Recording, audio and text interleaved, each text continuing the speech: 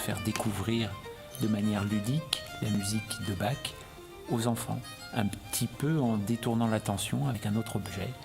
Et donc cet autre objet, ce sont les mathématiques. Si A égale 1,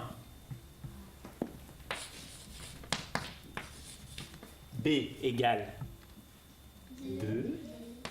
L'enjeu, c'est d'arriver à faire cohabiter ces deux mondes qui sont quand même assez différents. Le papier pour les additions, les multiplications, quelque chose de froid, et quelque chose de plus sensuel et chaud pour la musique. Voilà. Mais parfois les opposés s'assemblent.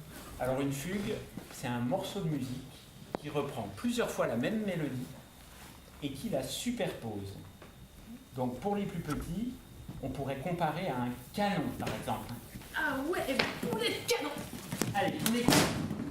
C'est l'histoire d'une élève, en l'occurrence moi, puisque je joue ce rôle, qui ne comprend rien aux mathématiques et surtout qui n'y prend aucun plaisir. Et grâce à des musiciens et la musique de Jean-Sébastien Bach surtout,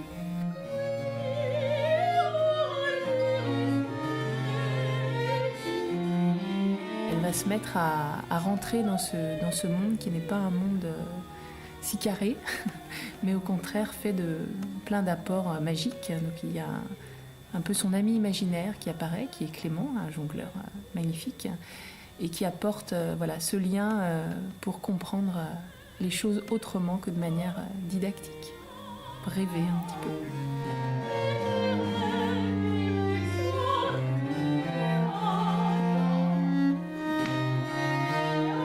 Quand on chante, par exemple, c'est une chose à laquelle il faut se plier. Au départ, c'est difficile parce que, par exemple, on essaie de caser des respirations, on a l'impression qu'on n'a jamais le temps de respirer parce que la métrique est tellement importante et on a tellement envie de la respecter.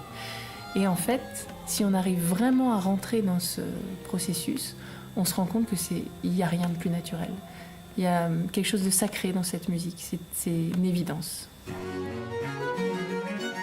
La musique de Bach, elle est tellement bien écrite qu'il y a une construction qui est de l'ordre des chiffres et des nombres.